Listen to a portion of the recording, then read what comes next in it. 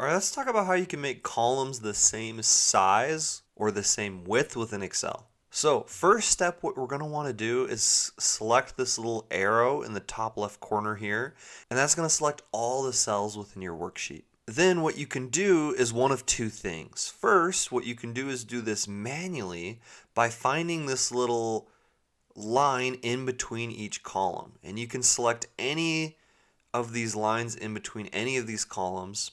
We'll just select the one from B to C until we get this little double arrow with a line through it. So once you have this cursor, just click and you can drag to whatever size you want. So let's say we just want it to be about that size, and that's going to make all the columns within this entire worksheet that same width. Another way you can do that is right click and then go to column width and manually input a number here.